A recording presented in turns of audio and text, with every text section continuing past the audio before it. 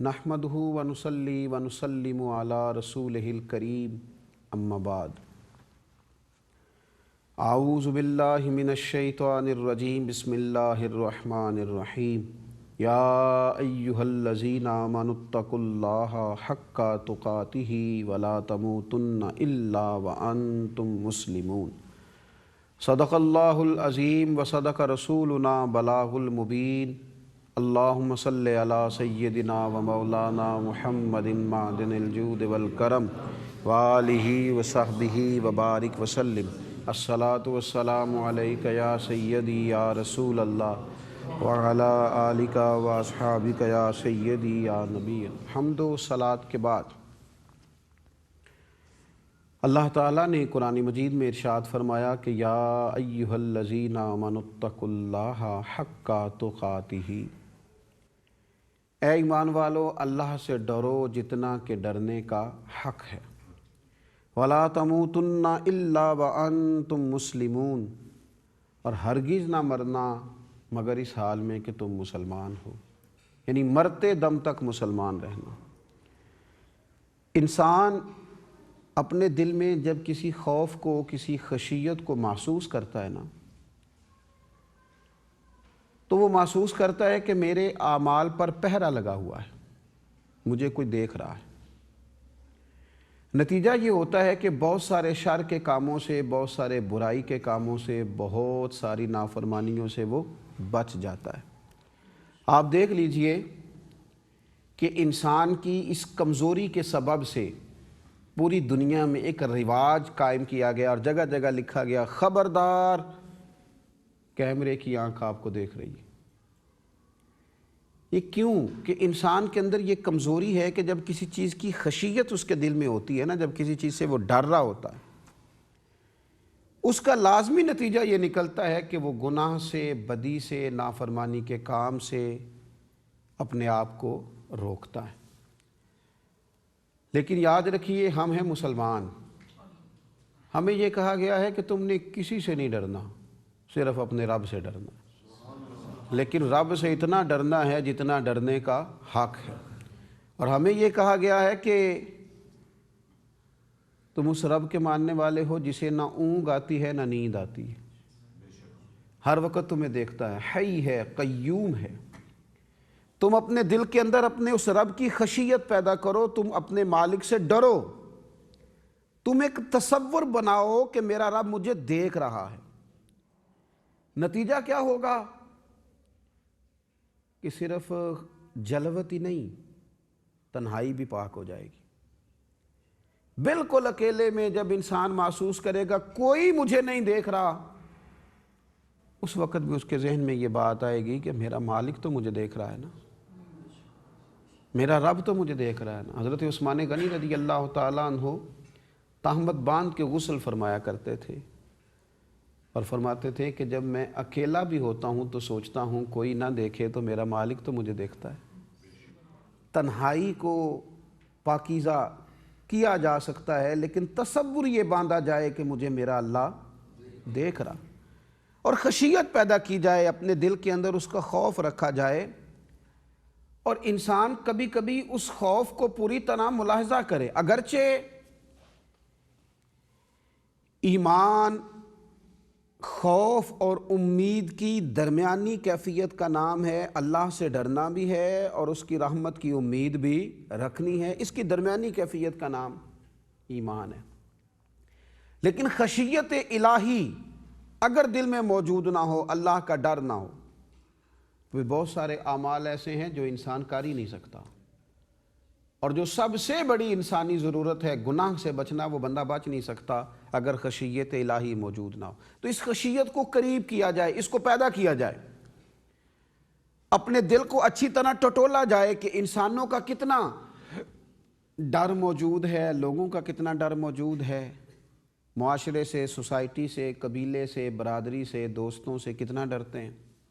بلکہ میں تو ایسے لوگوں کو جانتا ہوں جو ماں باپ ہو کے اولاد سے ڈرتے ہیں، استاد ہو کے شاگردوں سے ڈرتے ہیں، شیخ ہو کے مریدوں سے ڈرتے ہیں، اللہ ماشاء اللہ۔ تو جب انسانوں کا اتنا ڈر ہے، معاشرے کا اتنا ڈر ہے، تو پھر اپنے آپ کو ٹٹول کے دیکھا جائے نا، مالک کا کتنا ڈر ہے۔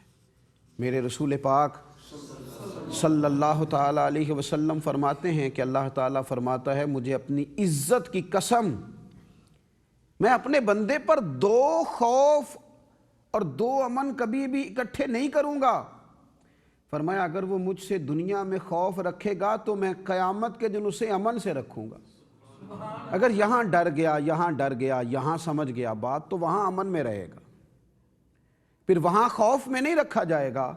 اور اگر وہ مجھ سے دنیا میں بے خوف رہے گا تو پھر میں قیامت کے دن اسے خوف میں مبتلا کر دوں گا، پھر وہاں ڈرایا جائے گا۔ تو اس کے لیے بہت اچھا تھا، اس کے لیے بہت عمدہ تھا، اس کے لیے بہت بہتر تھا کہ دنیا میں رہ کے اپنے رب سے ڈر جاتا۔ حضرت مولا علی شیر خدا فرماتے ہیں، روایت کرتے ہیں، فرماتے ہیں جو اللہ سے ڈر جاتا ہے نا دنیا میں، وہ پھر کسی اور سے نہیں ڈرتا، اور فرماتے ہیں جو رب سے نہیں ڈرتا پھر وہ سب سے ڈرتا ہے، پھر ہر ایک سے خوف اس کے دل میں آ جاتا ہے، پھر وہ ہر وقت لوگوں کے سامنے اپنے آپ کو کلیئر ہی کرتا رہتا ہے، ساری زندگی اس کٹہرے میں کھڑا ہو جاتا ہے جہاں اسے فقط صفائیاں دینی ہیں۔ ایسا نہ کرے کہ وہ اپنے رب سے ڈر جائے، اسے اپنی صفائی صرف اپنے مالک کے حضور دینی پڑے، کہیں اور اسے کچھ کہنا ہی نہ پڑے۔ اپنے دل میں اس خوف کو، اس خشیت کو، اس درد کو پیدا کیا جائے، اور وہ درد جب دل میں پیدا ہو جاتا ہے اور انسان اپنے مالک سے ڈرنے لگتا ہے تو یہی اس کے لیے راہ نجات۔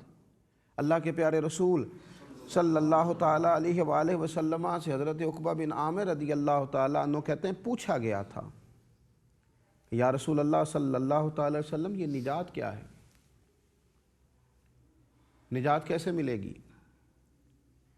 اللہ کی بارگاہ میں سرخروئی کیسے حاصل ہوگی؟ کامیابی کیسے ملے گی؟ تو نبی پاک علیہ السلام نے 3 باتیں ارشاد فرمائیں۔ ایک تو سرور کائنات علیہ السلام نے فرمایا اپنی زبان کو بری باتوں سے روکے رکھو، یہ کامیابی کے لیے پہلی ضرورت ہے۔ زبان کو فقط خیر میں استعمال کرنا، اسے بری باتوں سے بچا لینا، یہ نجات کے لیے پہلی ضرورت ہے تمہاری۔ اور دوسرا حضور نے فرمایا چاہیے کہ تمہارا گھر تم پر کشادہ ہو، بلا وجہ گھر سے نہ نکلنا، اپنے گھر کو لازم پکڑ لینا، گھر کے اندر بیٹھنا، عبادت کرنا، اپنے گھر کو کشادہ سمجھ لینا۔ اور تیسرا حضور نے نجات کے لیے فرمایا اپنے گناہوں پر شرمندہ ہو کے رویا کرنا۔ اگر کسی کو یہ شرمندگی اور یہ آنسو میسر آ جائیں، ایک دوست نے مجھے کہا تھا کہ مجھے غصہ بہت آتا ہے، تو میں نے ان سے کہا تھا مجھے بھی بہت آتا ہے،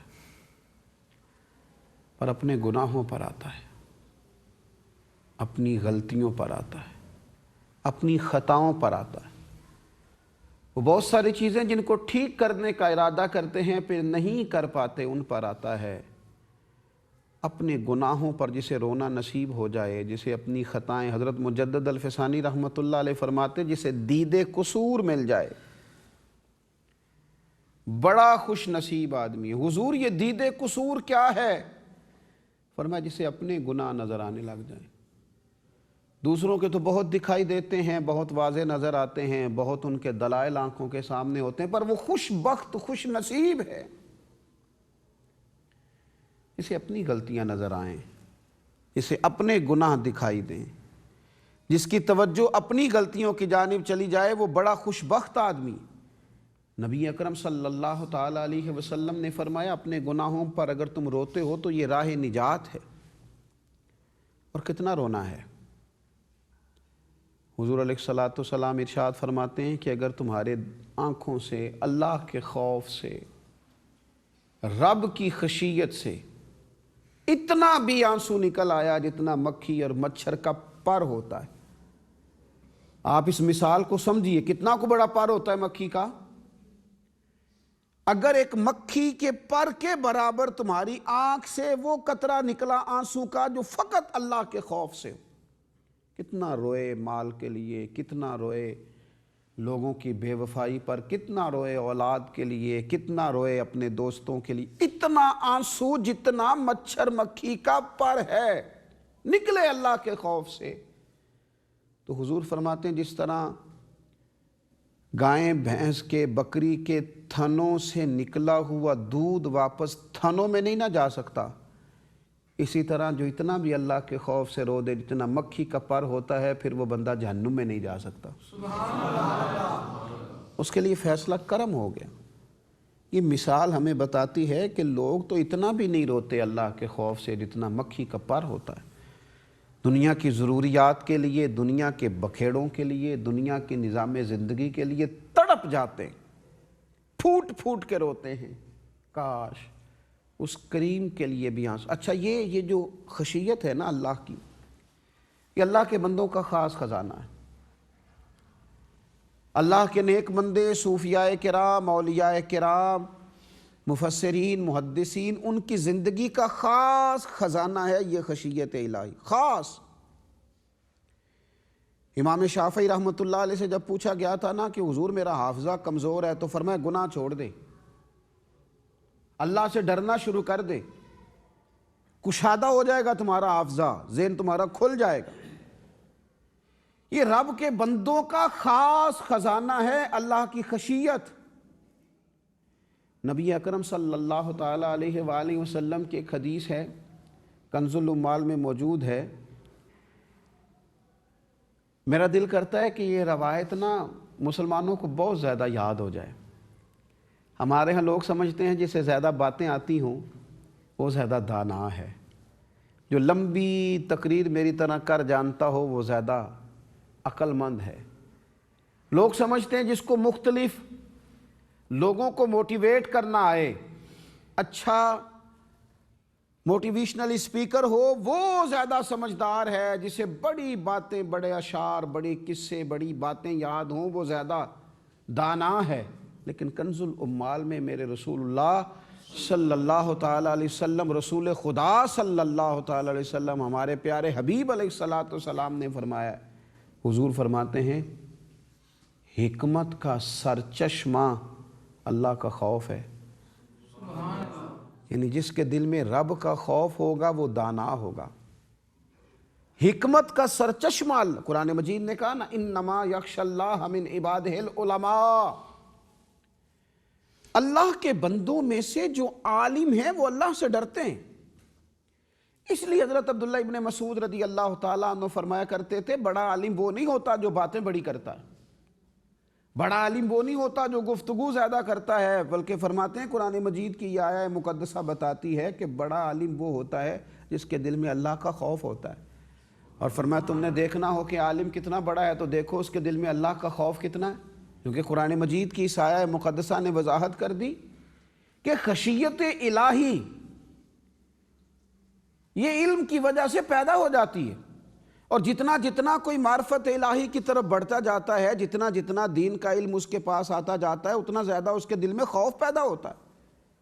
جبھی تو امام اعظم ساری رات روتے ہیں اللہ کے خوف سے، غوث پاک کی پلکیں بھیگی رہتی ہیں اللہ کے خوف سے، حضرت عثمان غنی رضی اللہ تعالیٰ عنہ جیسے لوگ جو قطعی جنتی ہیں، وہ کسی قبر پر کھڑے ہوتے ہیں تو اتنا روتے ہیں کہ داڑھی آنسوؤں سے بھر جاتی ہے، اور پوچھا جاتا ہے کہ حضور آپ تو جنتی ہیں، اور زبان رسالت معاب صلی اللہ تعالیٰ علیہ وسلم سے آپ کو جنتی ہونے کی ڈگری جاری کی گئی، اتنی آہوزاری؟ تو فرماتے جس محبوب علیہ السلام نے مجھے جنتی فرمایا نا، اسی کریم نے فرمایا یہ قبر آخرت کی منزلوں میں سے پہلی منزل ہے، جو یہاں سے کامیاب ہو گیا آگے بھی کامیاب ہو گیا، تو جو یہاں رہ گیا آگے بھی رہ گیا۔ جتنا کوئی بڑا تھا اس کے دل میں اللہ کی خشیت اتنی ہی زیادہ تھی۔ میرے رسول پاک علیہ السلام نے اس مضمون کو بند کر دیا۔ حضور فرمانے لگے میں تم سب سے زیادہ اپنے رب کو جانتا ہوں، اور حضور فرماتے ہیں میں تم سب سے بڑھ کر اپنے رب سے ڈرتا ہوں، میرے دل میں اس کی خشیت بھی تم سب سے زیادہ ہے۔ اللہ تعالیٰ اپنا فضل کرے اور ہمیں اپنی خشیت نصیب فرمائے۔ وما علینا الا البلاغ۔